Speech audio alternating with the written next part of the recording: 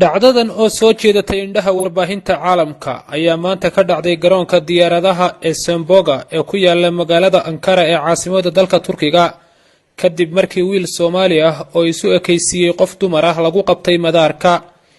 Ibrahim Maxamed oo u labisan sida dumarka kuna safrayay dukumeenti ay leedahay gabadh ay xiriir leeyihiin oo haysata deganaanshaha dalka UK taasoo uu muuqaalkeeda jilay si uu ugu dhuunto una galo dalkaasi ay saaxiibtii uga horeyso ee UK ayaa lagu qabtay madaarka. Ibrahim ayaa la qabtay isagoo doonayay inuu diyaarad u raaco London.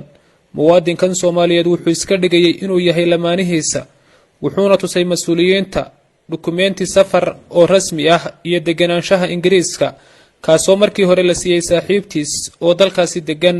dhacdadan oo ah mid la yaab leh ayaa soo jiidatay indhaha warbaahinta caalamka waxaana aad looga hadalhayaa baraha bulshada iyo warbaahinta Turkiga. muuqaalkan oo ay qabatay kaamirada qarsoon ee CC kaamirada ayaa lagu shaaciyay warbaahinta Turkiga oo qaada dhigaysa sheekadan la yaab kale. dadka Soomaaliyeed ee sida sharci darrada ugu safraya dalalka reer galbeedka ayaa sharafta ka qaaday baasaboorka Soomaaliga ah oo qofka wata uu mara baaritaan dheeraad ah iyadoo inta badan dalalka adduunka gaar ahaan reer galbeedka siiba Yurub iyo Mareykanka aysan fiisa saarin baasaboorka Soomaaliga. dhacdadan oo nooceedu ku cusub yahay caalamka waxay sii dhaawacaysaa sumcadda dadka Soomaaliyeed oo markii horeba baasaboorkooda aan laga soo dhaweyn jirin adduunka intiisa badan.